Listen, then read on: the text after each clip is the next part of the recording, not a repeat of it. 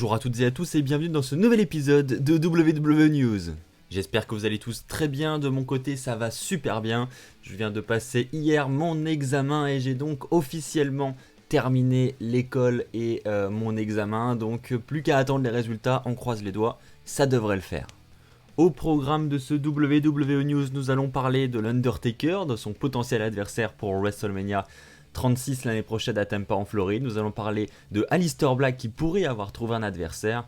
Et enfin, nous parlons également d'un renouvellement de contrat, voire une possible fin de contrat pour plusieurs superstars. Pour commencer, nous allons parler d'Aleister Black. Alors, vous le savez, j'en ai parlé durant la review de SmackDown cette semaine.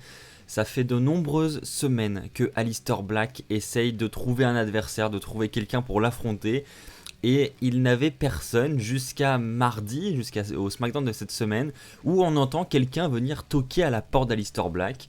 On ne sait toujours pas l'identité de cette personne, on ne sait toujours pas qui affrontera Aleister Black. En revanche, ce que l'on sait, c'est quand ce match aura lieu. Il devrait avoir lieu à Extreme Rules, donc c'est le prochain pay-per-view de la WWE. Il aura lieu le 14 juillet, il me semble. Et c'est durant ce pay-per-view donc que Aleister Black devrait affronter cet adversaire mystère. Maintenant, quel est cet adversaire mystère ? Vous savez que durant ma review de SmackDown, j'ai mis 3 pièces. J'ai mis une pièce sur Randy Orton, une pièce sur Rusev et une pièce sur Bray Wyatt. En revanche, si on en croit les rumeurs et le potentiel adversaire d'après ces rumeurs, je suis vraiment très mauvais en termes de pronostic, puisqu'il s'agirait en fait de Cesaro, et la WWE aurait décidé de remettre Cesaro sur le devant de la scène, et cela passerait par un match face à Aleister Black au pay-per-view Extreme Rules. Alors je suis vraiment content pour Cesaro, parce que c'est clairement un excellent lutteur, et il a clairement été effacé ces derniers mois, et donc ça va faire plaisir de le revoir sur le devant de la scène si vraiment c'est lui. Et puis le match face à Aleister Black, je veux dire, j'ai aucun doute, je pense qu'il sera de très bonne qualité.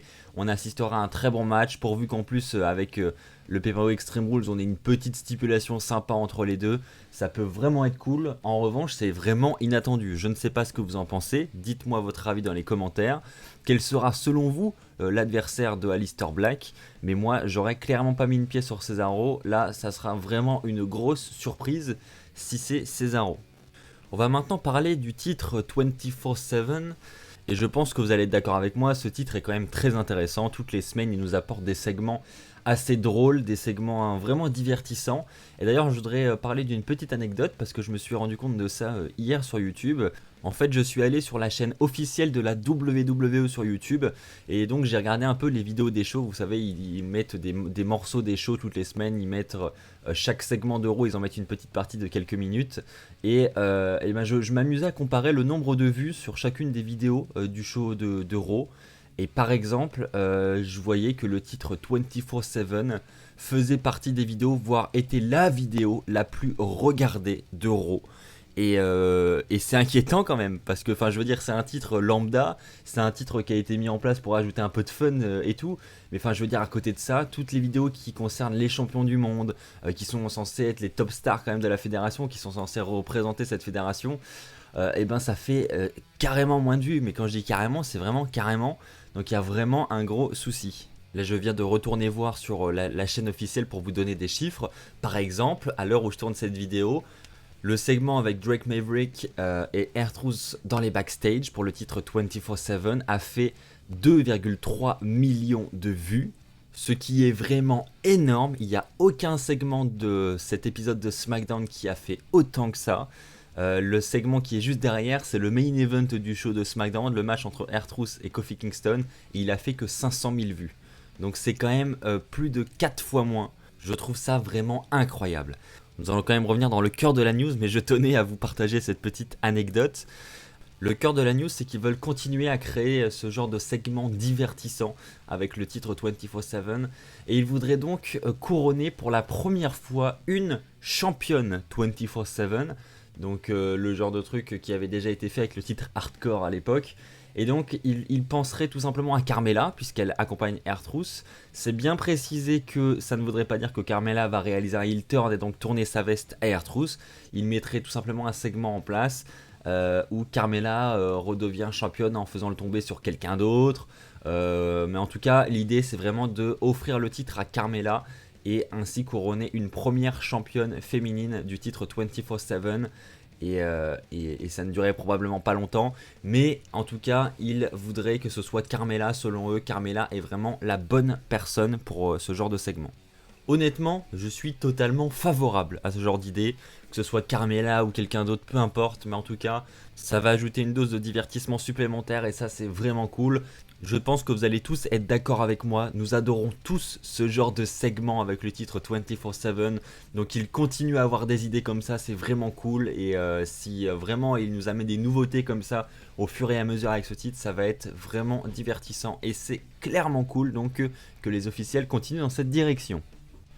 Nous allons maintenant parler contrat avec, premièrement pour commencer, Jinder Mahal qui aurait renouvelé un contrat avec la WWE. Ça vient d'être fait visiblement durant la fin du mois de juin et donc Jinder Mahal, je ne sais pas pour combien de temps il a prolongé mais devrait rester à la WWE encore pour plusieurs années. Je vais vous avouer que j'en suis complètement indifférent et que voilà, je suis pas un ultra grand fan de Jinder Mahal, qu'il reste ou qu'il parte, j'avoue, ça m'importe peu. En revanche, nous avons une autre news et personnellement là elle m'intéresse un peu plus, c'est notre ami Rusev qui lui, à l'inverse, son contrat arrive à expiration et on ne sait pas s'il va le renouveler ou pas. Alors on sait que Rusev est un peu frustré de son utilisation actuellement.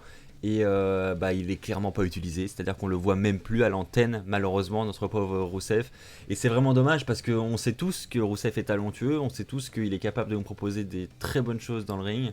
Mais malheureusement on préfère nous donner du 15 minutes de Shane McMahon à Raw et à SmackDown toutes les semaines à la place de montrer ses jeunes talents et ça c'est clairement dommage.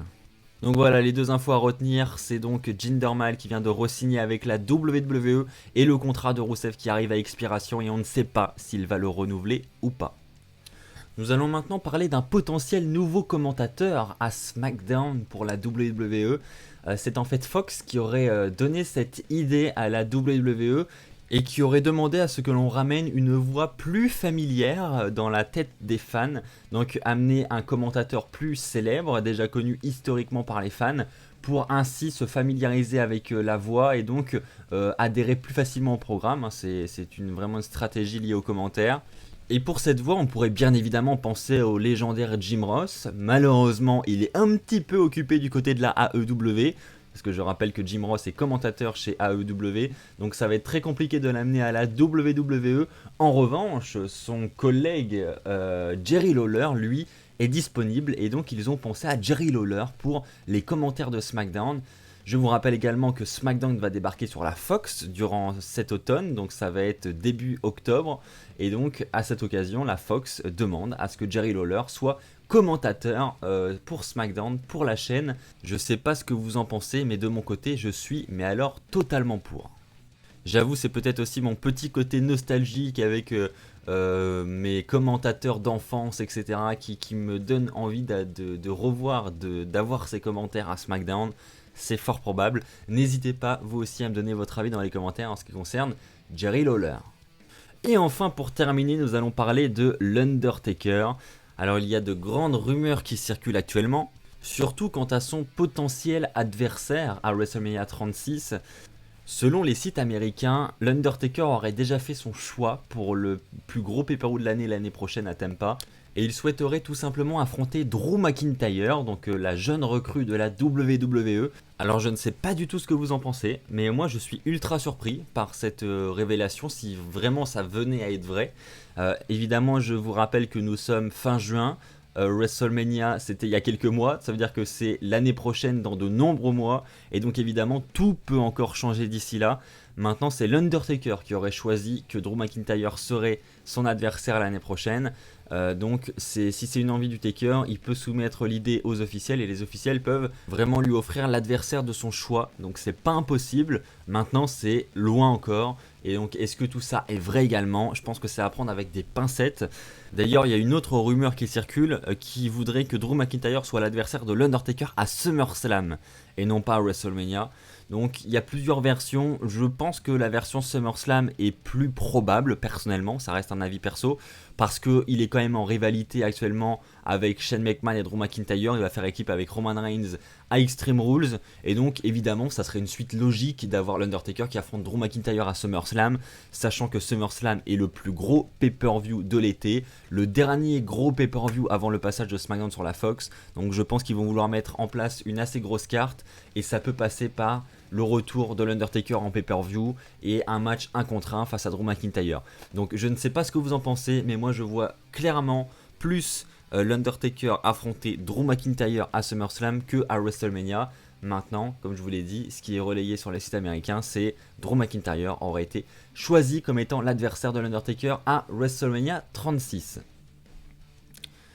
Je pense que nous avons fait le tour des news de la semaine, j'espère que cette vidéo vous a plu, si c'est le cas, comme d'habitude, n'hésitez pas à lâcher un pouce bleu, n'hésitez pas à vous abonner pour ne pas rater les prochaines vidéos qui sortiront sur la chaîne, on se retrouve très très vite, d'ici là portez-vous bien, et comme d'habitude n'oubliez pas, soyez toujours très très fiers d'être fan de catch. Allez bye tout le monde.